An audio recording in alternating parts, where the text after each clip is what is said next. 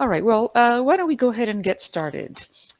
Give me a moment here. All right. Welcome, everyone, and thank you for joining us. This is session 5A, Cannabis and Approaches to Management of Cannabis Use Disorder. My name is Lisa Bromley, and I'm an addictions doctor from Ottawa, and I am the moderator for this session. Before I introduce our speakers and we start the session, just a couple of reminders. You've heard this before if you've been to the conference today and yesterday. You can increase the size of the slide presentation by right-clicking on the presentation image, selecting Picture-in-Picture, and resizing the pop-up window. For this session, each of our presenters will be speaking separately. After each presentation, I will spend just a minute or two on any questions that have come up in the chat, and then we'll move on to the next presentation. After the presentations, we'll have a discussion period with all of the presenters. At that time, you'll also be able to ask questions using your microphone by raising your hand. Now, I'll introduce our presenters for this session. Bernard Foll is a clinician scientist specialized in addiction medicine, or in drug addiction, excuse me. He obtained his PhD in pharmacology at the Université de Paris Sud in France and has performed postdoctoral training in behavioral pharmacology and brain imaging within the intramural program of the National Institutes of Health in the United States. He is the lead of addiction research within the Center for Addiction and Mental Health in Toronto and chair of addiction psychiatry at the University of Toronto. His multidisciplinary research approach seeks to better understand the neurobiology of addiction and develop novel therapeutic strategies. Bernard is currently in charge of mentoring clinician scientists within the addiction division at CAMH. He's been an advisor for multiple agencies, has developed clinical guidelines, and been involved in policy, and been invited to speak at Senate and House of Commons on addiction-related issues. Leanne Trick is an assistant professor in mental health in the Department of Psychology at Durham University, UK. Leanne completed her PhD at the University of Exeter Medical School and has held research positions in the fields of mental health, addiction, and clinical trials in Canada at CAMH and the UK at the Universities of Exeter, Sussex, and Surrey. Leanne has research interests in the areas of mental health, addiction, psychological medicine, and health psychology. She is particularly interested in predictors of depression and anxiety among people with long-term conditions and the impact of mental health comorbidities on health and treatment outcomes. She's also interested in understanding the mechanisms involved in addiction and evaluation of interventions for substance use disorders. And lastly, Victor M. Tang is an addiction psychiatrist and clinician scientist at CAMH and assistant professor in the Department of Psychiatry at the University of Toronto. He completed his undergraduate, master's, and medical degrees at the University of British Columbia and Queen's University, and his psychiatry residency at the University of Toronto. He recently completed a clinical research fellowship with joint training between the Addictions Division and Temerty Center for Therapeutic Brain Intervention at CAMH and the NIDA-funded Research in Addiction Medicine Scholars Program through Yale and Boston Universities. The goal of Dr. Tang's research program is to develop novel therapeutics and improve treatment outcomes for patients with mood and substance use disorders.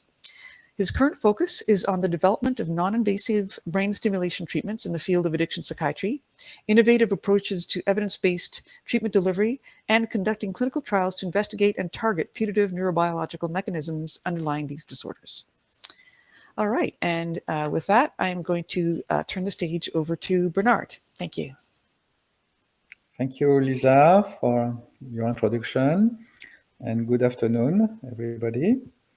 So I will try to share my screen now.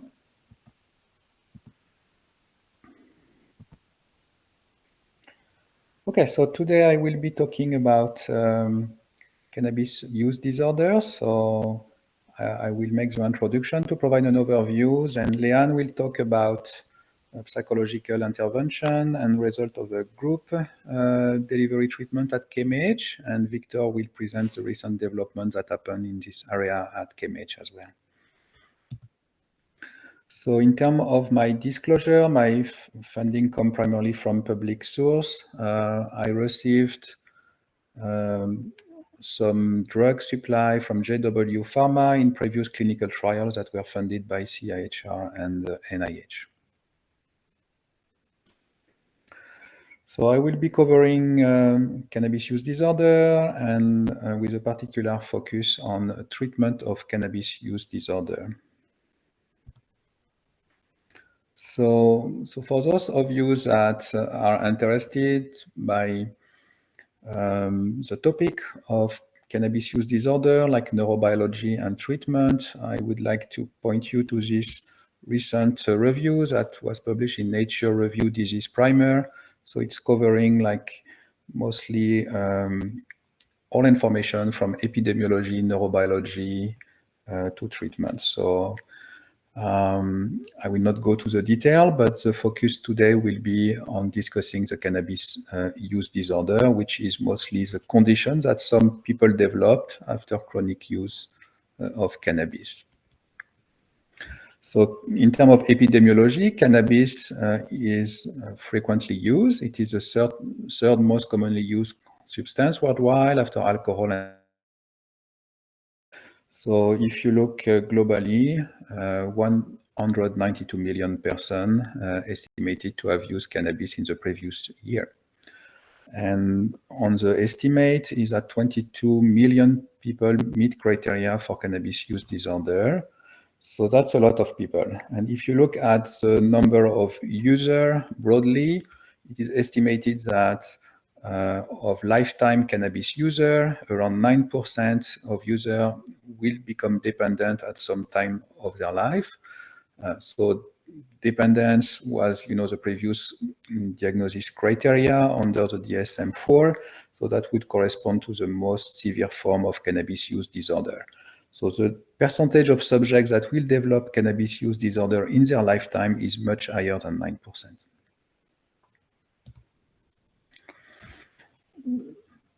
In terms of the factors that contribute to the vulnerability of developing cannabis use disorder, so this is a slide from the previous review from the Nature Review Disease Primer.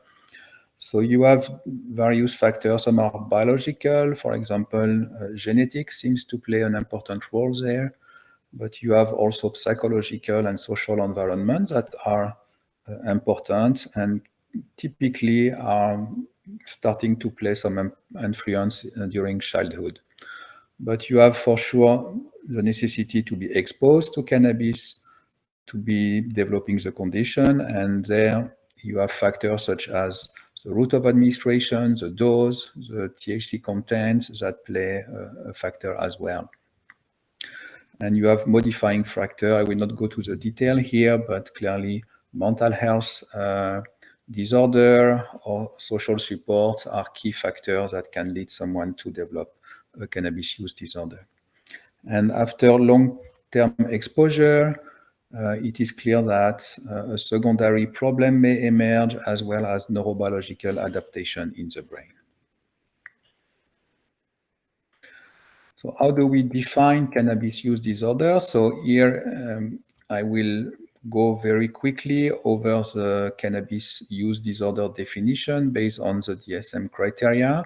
So what is important in this is to realize that to be fulfilling the criteria for cannabis use disorder, the pattern of use should lead to some clinically significant impairment on the functioning of the individual. And typically, the criteria are similar as other drugs of abuse and cover, tolerance, withdrawal, but also the impact on the individual and his functioning on different areas of their life.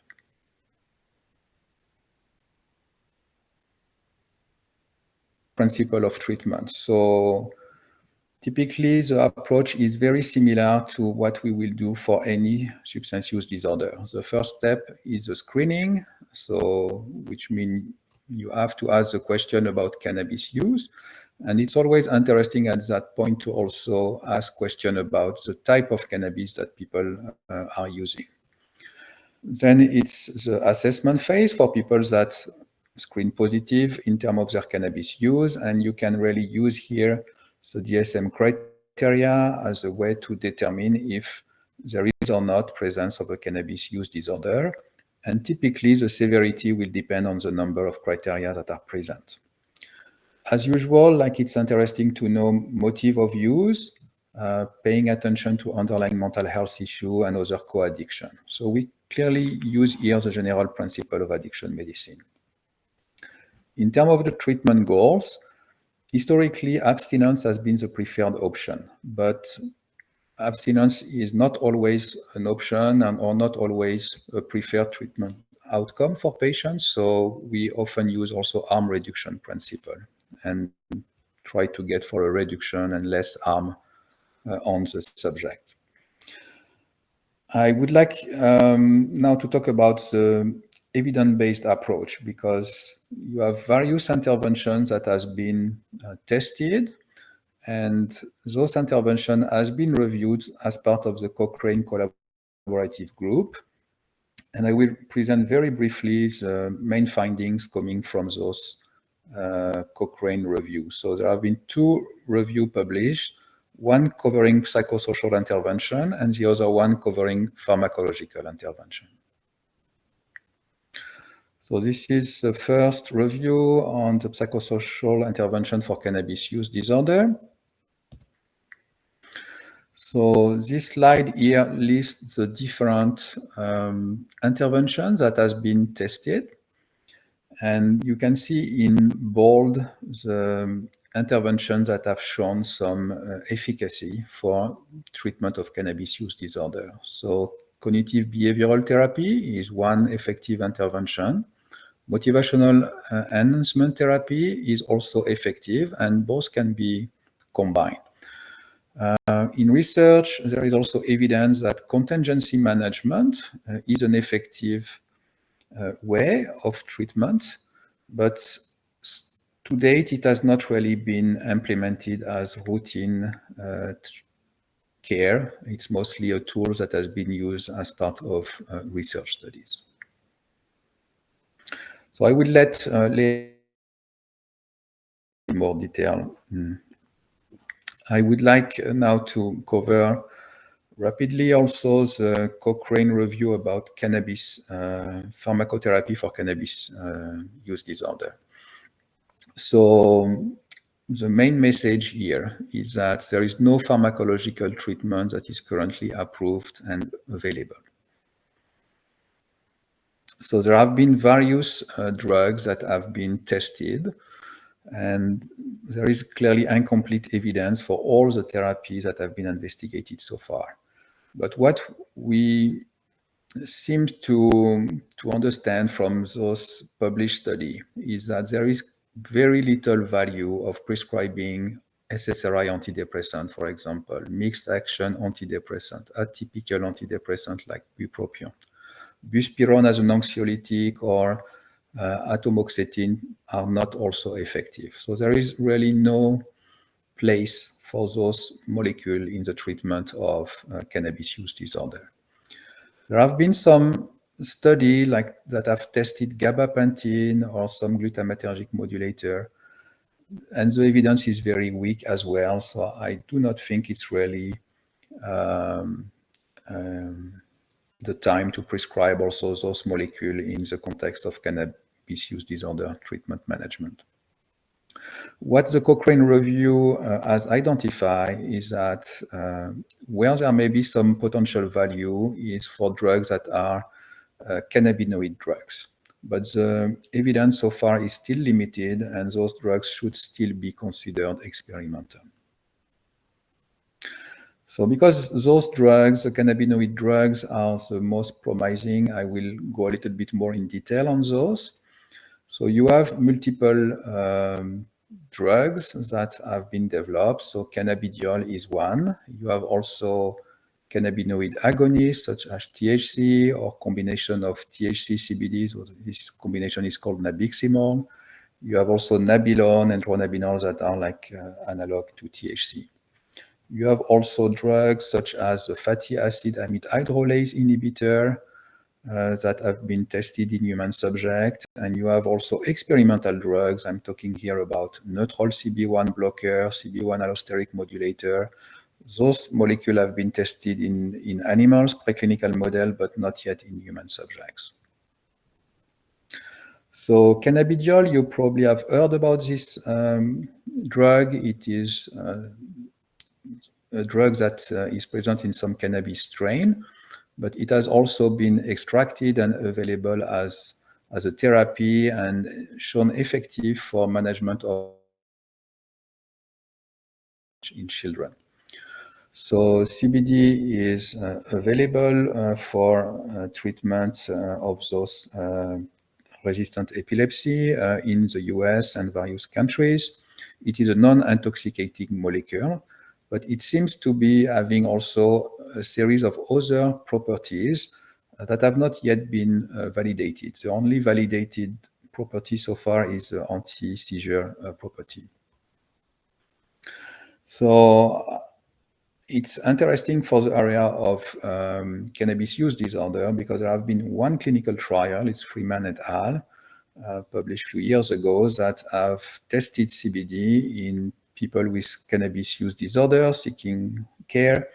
And it was shown that CBD was superior to placebo in reducing the quantity of urine positive test and also increasing number of days of abstinence during the trial. So it's quite promising, but it's so far only one clinical trial. So I don't think we can be completely sure of the findings yet. There is also the compound called nabiximol. So this is a buccal spray that is a combination of THC, CBD. So it is approved for spasticity and multiple sclerosis treatment.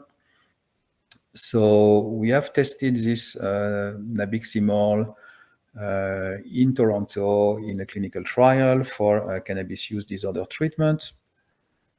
And also we have tested this for management of cannabis withdrawal in a laboratory paradigm. And this molecule has also been tested by some colleagues in Australia. And mostly what they have found, and similarly to our finding, is that it's a drug that seems effective to reduce cannabis withdrawal symptom, but also potentially reduce cannabis use also during the clinical treatment phase. But those trials have been relatively small-scale clinical trials. So at this point, we still need a validation in larger clinical trial before using this as treatment for cannabis use disorder. It's a slide on the fatty acid amide hydrolase inhibitor. So very briefly, like we all have some endogenous cannabinoid in our body and in our brain. And one of those endogenous cannabinoid is called anandamide. And anandamide gets degraded by the enzyme called Fa. And if you block the enzyme Fa, you produce an elevation of anandamide. So you boost content. And it has been shown in some preclinical models that if you give a Fa inhibitor to some animals, you can produce antidepressant effect and anxiolytic effect. So, but the Fa blocker has also been tested in subjects with cannabis use disorder. And this is the work of De Souza from Yale University. And he has shown in a clinical trial that administration of this Fa inhibitor was able to reduce cannabis use in a clinical trial. So that's quite encouraging. And there have been a larger scale clinical trial, a multi-center trial that has been underway. I think the recruitment is now finished, but the results are not yet published. So in conclusion, what I wanted to cover today is that cannabis use can lead to cannabis use disorder. It is a relatively frequent condition, rising condition as we have more people using cannabis. Only a minority of subjects that have developed cannabis use disorder will seek professional assistance, but that's similar to other substance use disorder. There are currently no approved pharmacotherapy for the treatment of cannabis use disorder, but we have effective behavioral treatment, so that will be the focus of the next two presentations. So thank you for your attention, and I would like to thank various people in my lab that have supported this work and my Australian colleague for the Cochrane collaboration. Bernard, thanks very much for that overview of cannabis use disorder. And so as promised, I'll spend a minute. There's one question from Amy, and actually I had the same question myself. In terms of using CBD oil or other CBD products for cannabis use disorder, because since there's no, since as you say, there's very weak, there's not much that we have in terms of pharmacologic treatment, would it make sense to advise a patient who is seeking help or trying to reduce their use to use CBD containing products? Yeah, so I think there is some logic to this in a sense that THC is the addictive component in cannabis. So if you are able to shift from cannabis that contain high level of THC to a cannabis product that contain low level of THC, that's probably beneficial. And typically, if you have, if people use like high CBD content, there may be potentially less THC into it. But will CBD on itself be able to block the effect of THC? Like the results are very mixed. CBD as a standalone drug, in a sense, to manage cannabis use disorder, you very likely need very high dose. And it's very unlikely that the oil that people will get through a licensed producer will be at the concentration that is required to produce the pharmacological effect you need. So I think it's more like harm reduction strategy to reduce the THC in cannabis content that people will use, but to really get the impact of CBD, we will probably need to get some specific formulation with high concentration. Thank you very kindly for that answer. So we can both leave the stage, and I'm calling on Leanne for her presentation. Thanks. Thank you. Bye.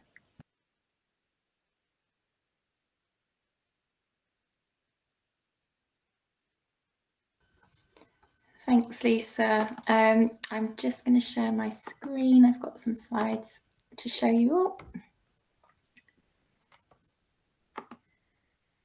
Okay, so following on from Bernard's presentation, I'm going to talk today about a specific psychological therapy, which is a combined CBT and motivational enhancement therapy delivered as a group intervention at CAMH, and this was introduced in 2018. And today specifically, I'm going to focus on the findings of a study evaluating this intervention.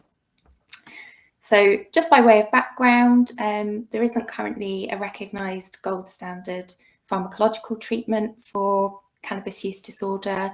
As Bernard mentioned, there are some separate psychotherapies, but increasingly combination therapies are being recommended. So for example, combinations of cognitive behavioural therapy, or CBT, and motivational enhancement therapy. So I'm going to refer to that as MET. So there are some trials of these types of combination therapies, including the one I've highlighted in the box here. And it seems that they are moderately effective in reducing cannabis use and improving rates of abstinence. But there are some limitations of the existing research. So I'm going to highlight just a couple which are today, which are particularly relevant to the work that I'm going to present. So the first is that trials of combination therapies have tended to deliver interventions on a one-to-one basis or to individuals. So what that means is that the findings of those trials, it's unclear to what extent they may translate into group treatment settings. And then the other thing I wanted to touch on is the fact that a lot of the previous work has neglected to look at predictors of treatment response and engagement with treatment. And I think that's a shame, because that's a missed opportunity to potentially identify subgroups of people who may need additional support, and potentially to suggest ways in which treatments may be tailored or personalised in order to optimise treatment outcomes. So the particular treatment that I'm going to be talking about, as I mentioned, is a combination CBT and MET treatment delivered in a group setting. So This has been provided through the Concurrent Outpatient Medical and Psychosocial Addiction Support Service, or COMPASS, at CAMH. And as the name suggests, this is an outpatient treatment, and it's for clients with moderate to severe cannabis use, looking either to completely discontinue their cannabis use or to reduce their cannabis use. So this is a group program that's been adapted from an individual counselling program that was originally developed by the US Centre for Substance Abuse and Treatment. It's a 12-week program, and clients are typically enrolled in groups of about 10 with 2 therapists to facilitate the 12 weekly sessions. So in terms of the content of the group, the treatment begins with a MET component. So that's really about encouraging clients to reflect on their attitudes to cannabis use and their readiness to change, and strengthening their motivation to reduce cannabis use. And then subsequently, the sessions take on a more CBT focus, and that's really to develop behavioural, cognitive and emotional skills that are necessary for reducing cannabis use. So I've just included this slide. I don't have time to go through it, but it's just to give you an idea of the topics that are covered in each of the weekly sessions. So I think these slides should be available if anybody's interested after the session. So the other thing I wanted to mention is that as part of the group, there's a built-in mechanism for capturing data regarding drug use. And so this happens at set time points within the group and is mainly done through the use of standardised assessment tools. So the group had been running for a little while, and we thought that actually this data that's collected throughout the group would provide a really good opportunity to begin to explore how this intervention performs in this group treatment setting. So what we decided to do was to conduct a retrospective observational study based on data collected from all the groups that had completed up until that point in time. So that was the first 7 treatment groups. And we went back to the medical records to collect demographic information about the sample, information about their attendance, and we also had access to a large amount of self-report information related to drug use, along with some post-treatment feedback surveys. So in terms of the sample that we included in the study, all of the people that we had data on had attended at least one of the sessions, so that had to be the case so that we were able to identify them.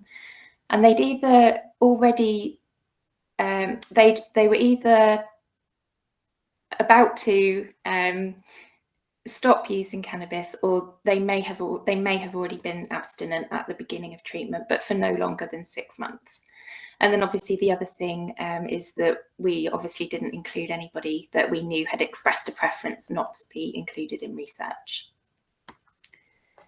So our primary outcome measure was cannabis use, and we were able to gauge this from diary-based measures of drug use using the timeline follow-back approach. So from this, we were able to extract the amount of cannabis used in grams, and also the number of days of abstinence in the first week prior to treatment, and then also in the last week of treatment. So that's 12 weeks later.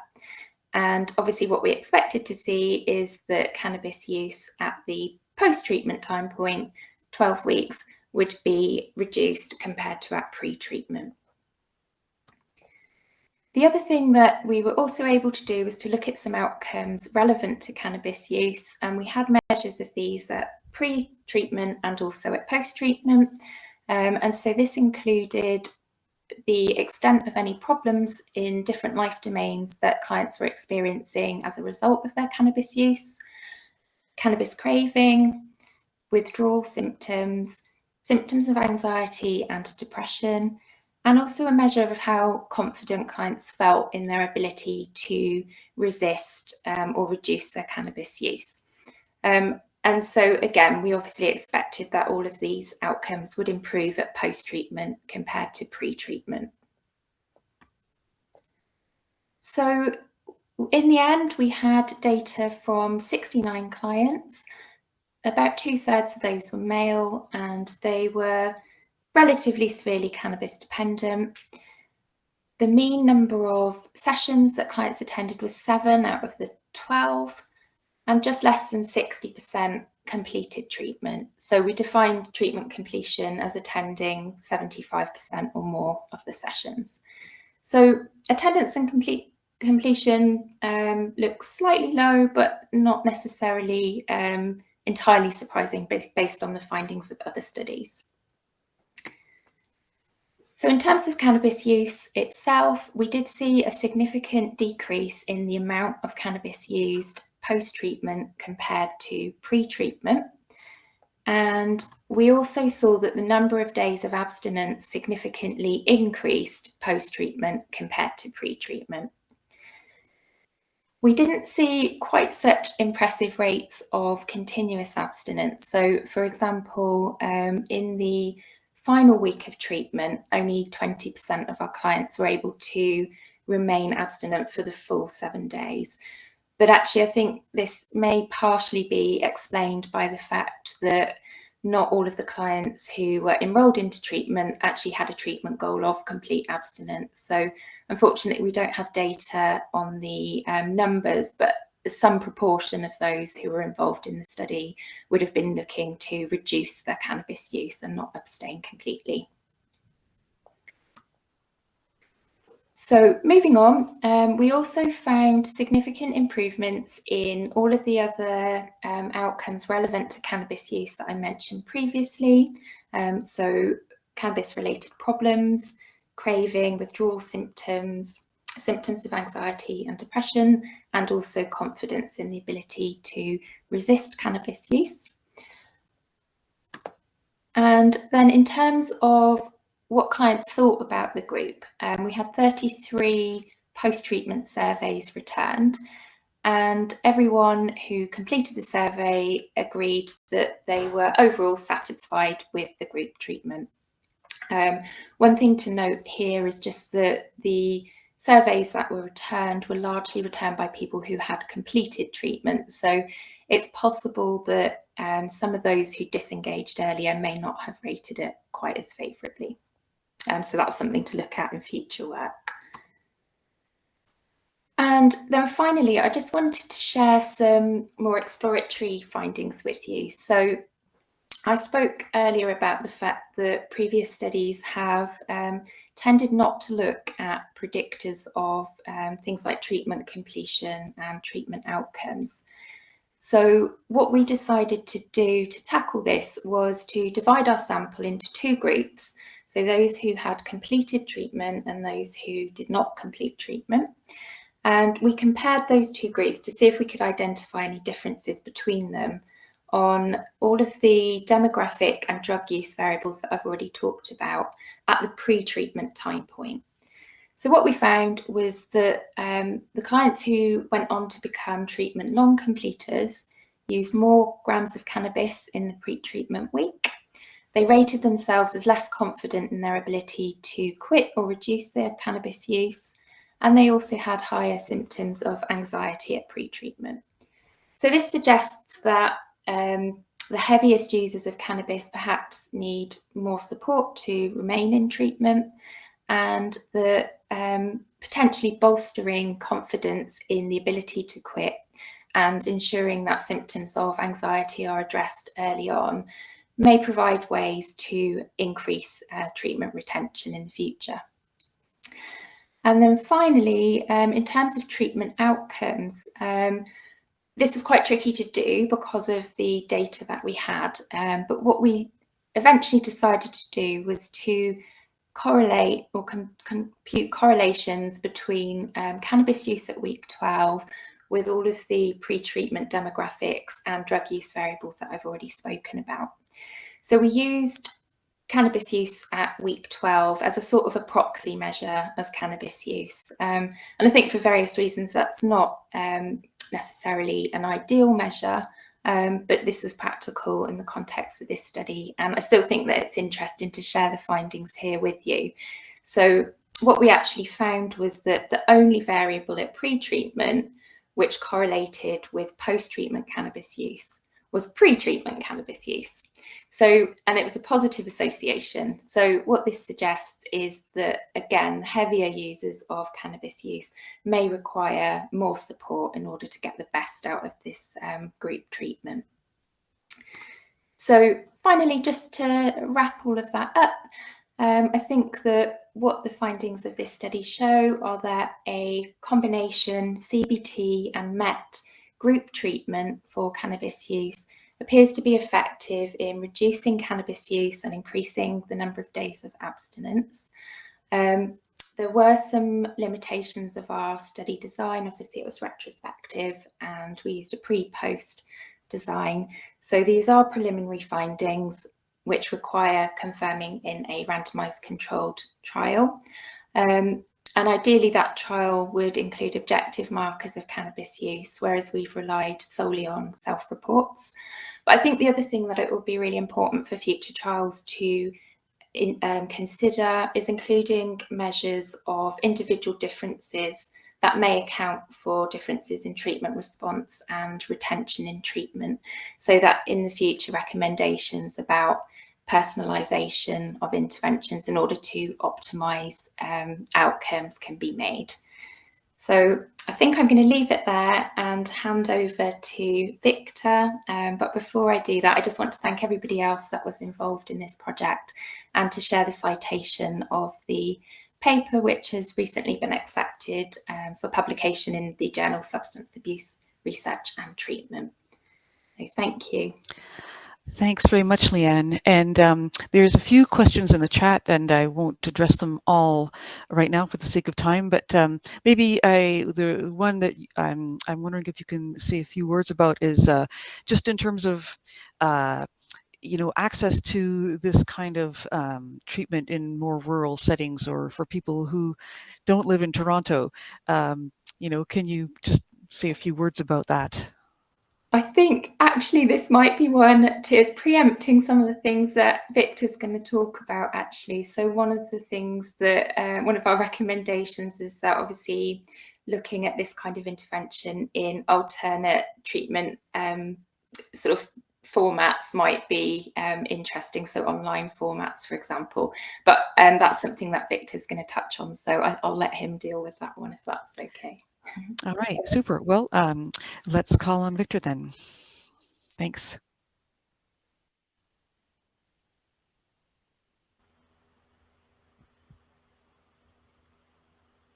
Hi, everyone. Just booting up here. Thank you, Leanne, and thank you, Bernard. I'm going to, as Leanne alluded to, kind of continue the conversation about our work on this CBT MET group and how we adapted with the pandemic. And that was basically through transitioning to virtual delivery of our cannabis use disorder treatment. And, this opened up some promising avenues in the end for scalability and reaching more people. So this is me and the title of my talk. If there's any audiovisual issues, somebody please stop me, but otherwise I'm gonna plow ahead here. So yeah, I'm Victor Tang. I'm a psychiatrist and a scientist at the Center for Addiction and Mental Health. Most of my funding is for research that is not related to this. So there's nothing in terms of direct financial support for the cannabis use disorder work that I'm doing. So this is going to be actually a complete continuation from the work that Dr. Trick was talking about. So, all of the stuff about our cannabis use disorder treatment was running effectively, as kind of that preliminary data that they just published showed with this 12-week weekly manualized group psychotherapy based on this SAMHSA manual for brief counseling for marijuana dependence. The other thing that Leanne was talking about in terms of evaluation was that one thing that we did with this group, and only a select few programs in our Compass program, our clinic, is measurement-based care. which is that we are tracking people's outcomes through standardized rating scales, pre and post and throughout the treatment as well.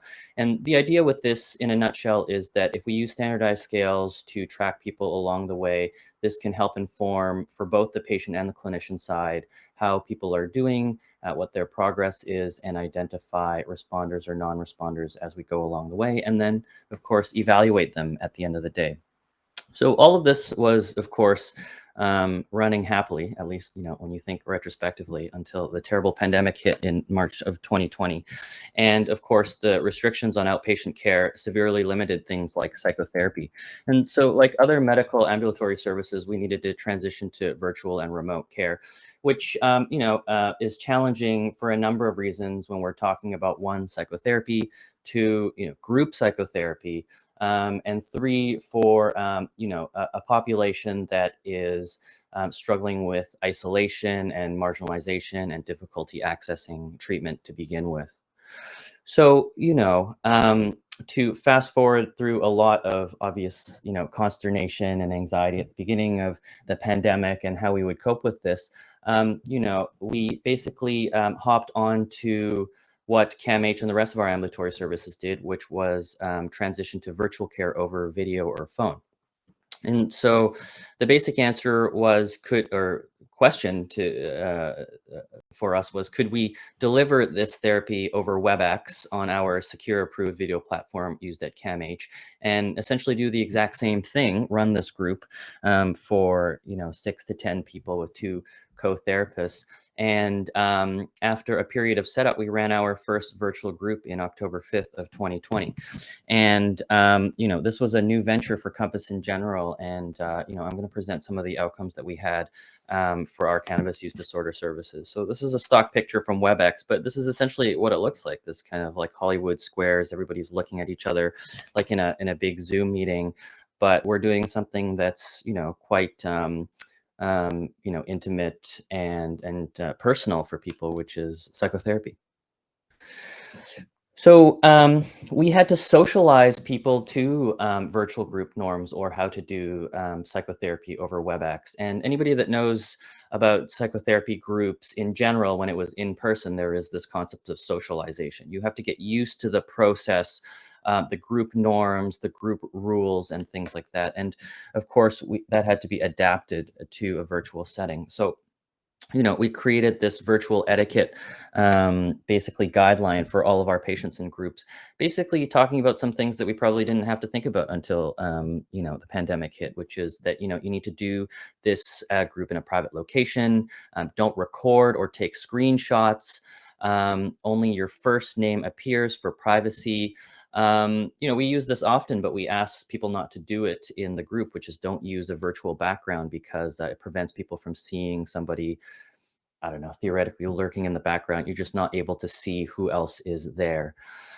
And more of the etiquette kind of things, which is just some tips to minimize distractions, don't use substances while you're in the group, notify if you're leaving, and then, of course, some issues with internet connectivity, which, as we know, is very common and can be difficult for our patients to have to navigate while also getting used to doing the treatment in general.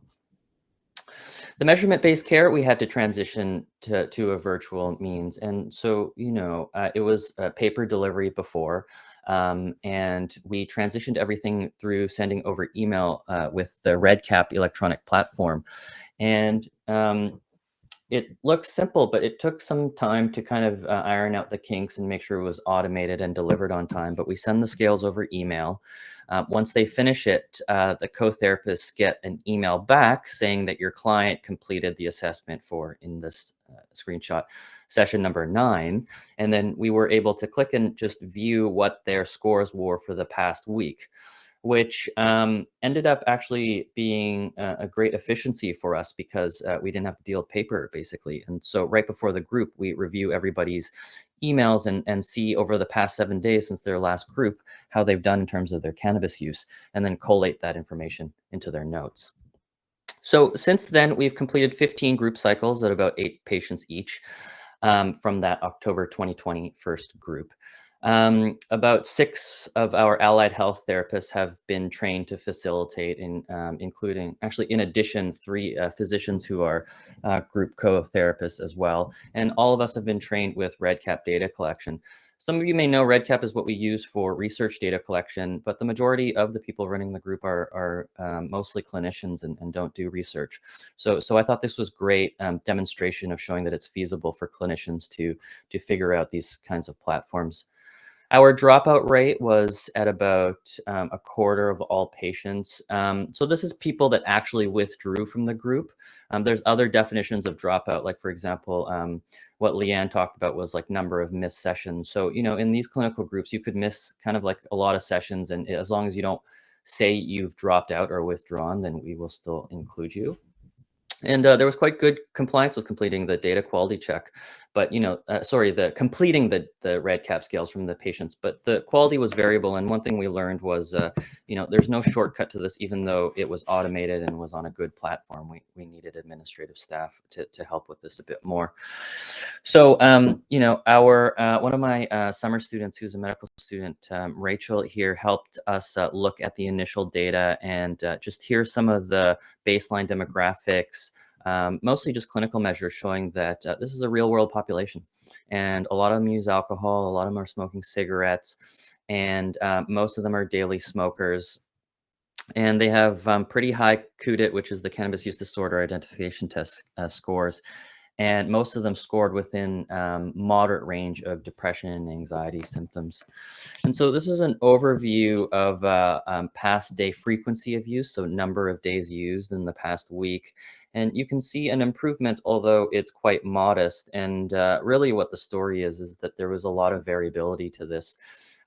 We are still early on in our data analysis phase, so it's unclear what's significant or if there needs to be some cleaning with this. But what Leanne talked about is very true, is that there's probably many subgroups in here. And so looking at predictors is very important, and is going to be our next effort here. People did complete like a virtual care satisfaction form, and in a nutshell, at least the people that completed these optional surveys thought that completing the questionnaires electronically was effective. They agreed, or strongly agreed with that, and participating in treatment through the virtual group was effective as well. So in terms of virtual care satisfaction, most patients didn't have a problem with that.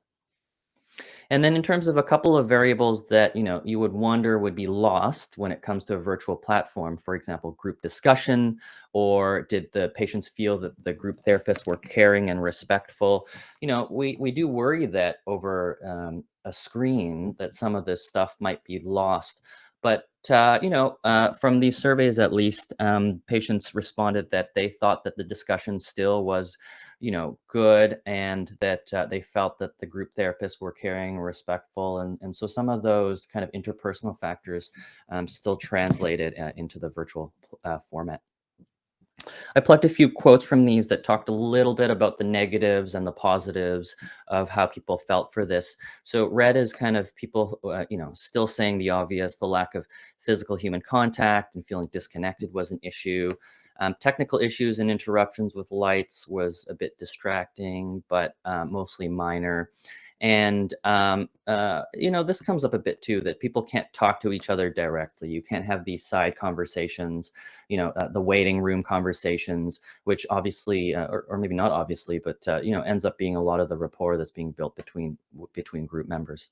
And then, of course, being on camera is actually a little bit different. Staring at your own little box can provoke some anxiety in people that are quite isolated.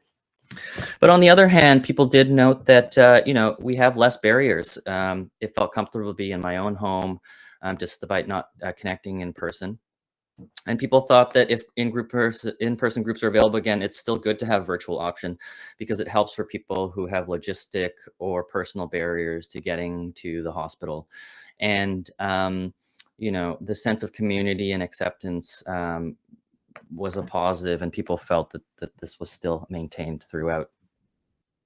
So a nod towards that previous question, we have tried to build capacity, and we've helped train a group of clinicians at the CMHA, the Canadian Mental Health Association, to run their own cannabis skills group. So they are doing the exact same thing now in terms of the 12-week group. delivered virtually.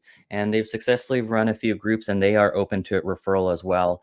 And you can see their inclusion and exclusion criteria, which, as far as I know, doesn't have any, geographic limitations. Actually, CAMH doesn't either, at least if you're in Ontario.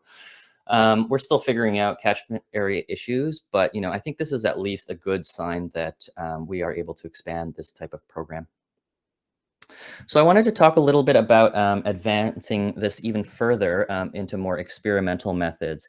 And the question is, all these things we're doing with remote assessments of on REDCap, can we advance that further and leverage new technologies to be able to help people track and monitor their substance use in between appointments? And so, as we all know, routine clinical history taking is just asking you retrospectively about your memory of how your cravings were in a pretty long period of time over this past month. Same thing with mood and sleep and cravings, which can be quite difficult. And, obviously subjective reporting of behavior can be biased. So one thing we're trying to look at now to see is with patients with cannabis use disorder, can we do more granular tracking of data with daily surveys over REDCap. So that's a REDCap survey every single day rather than the 1 week surveys.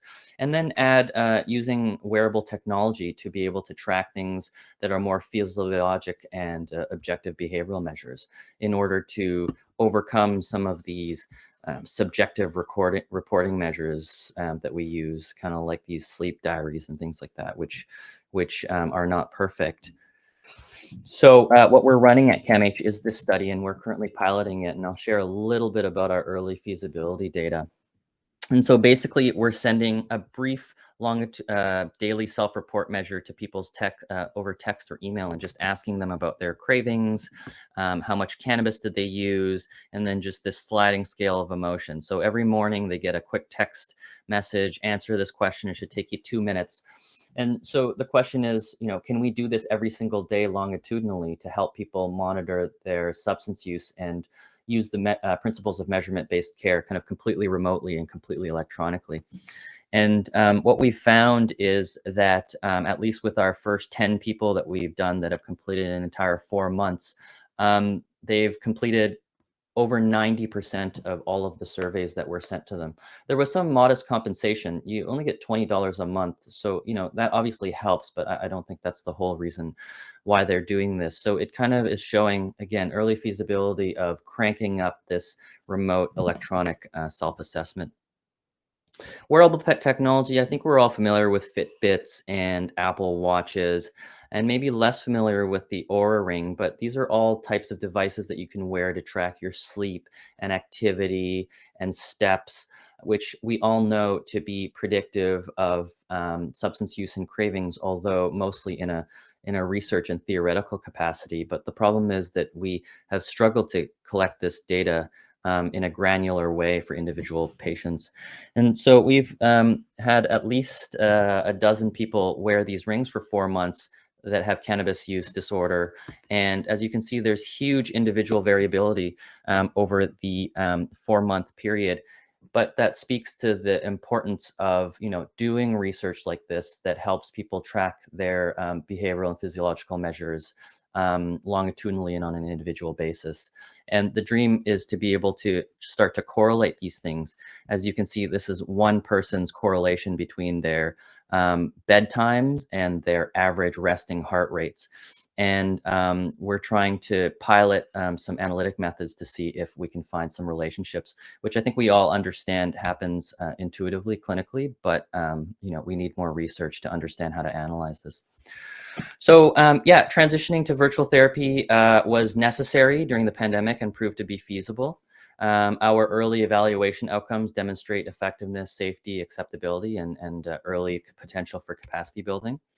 We're doing research now to kind of expand virtual care to include longitudinal remote daily assessments and wearable technology. And the future of CUD treatment delivery will likely require hybrid models that incorporate both in-person and virtual care in order to address the limitations of either or.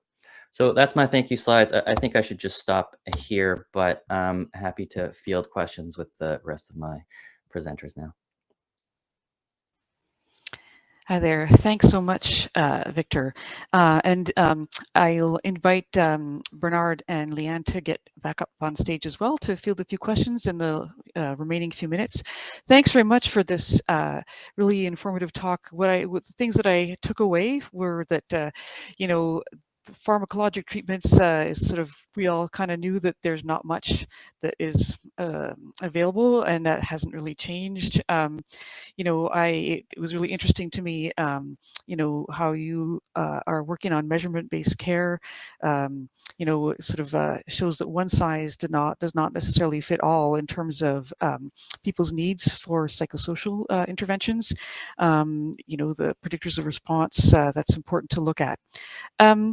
So I'll just sort of highlight a few, and actually, you know, I love it when people from the audience anticipate the next portion of the presentation. So the person who asked about, you know, scalability, well, that was a perfect segue into Victor's presentation.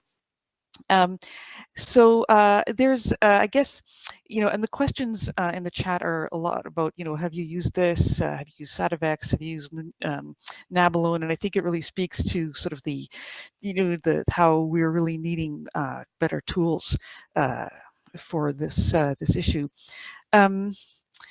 So, gosh, maybe, you know, Victor, someone is asking the question. This is a pretty simple question about, you know, did people lose those Fitbits during this study, and you know, how were they paid for?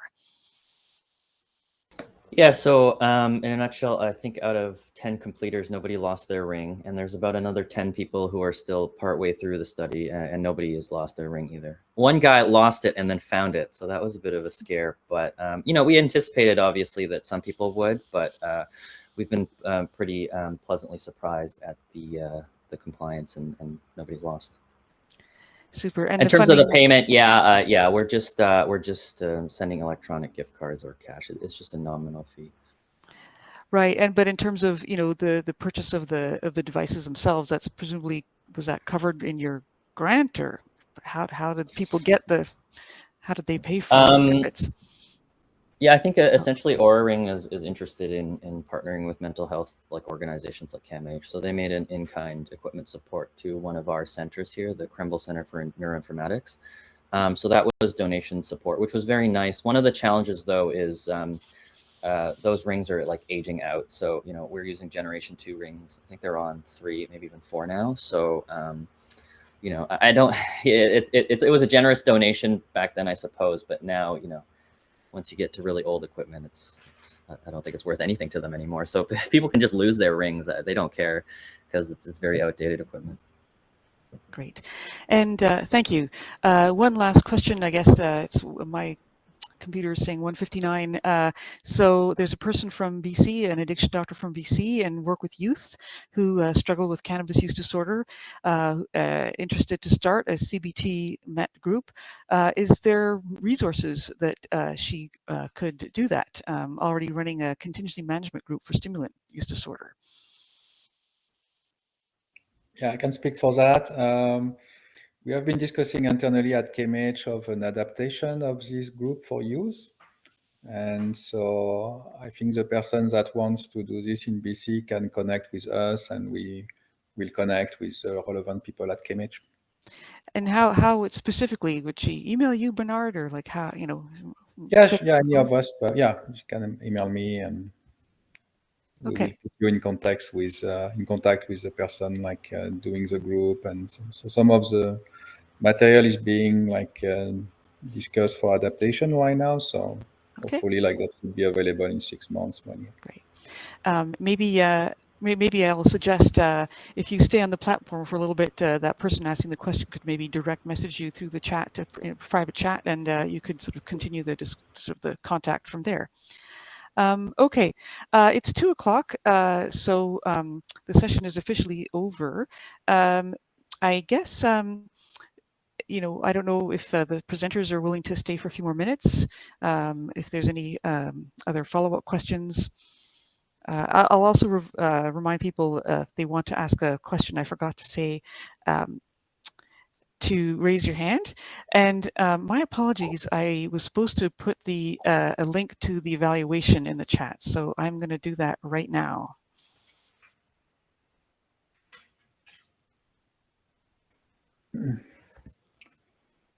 I think if people in the audience have some question, like happy to respond by email.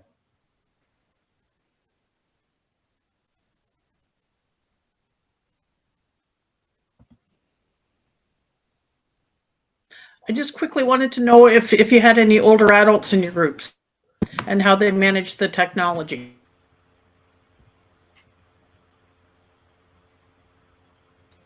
I don't know if Leanne, you have more data on the age range. I know that we've had older people. I think the last group that I ran had someone that was like 72.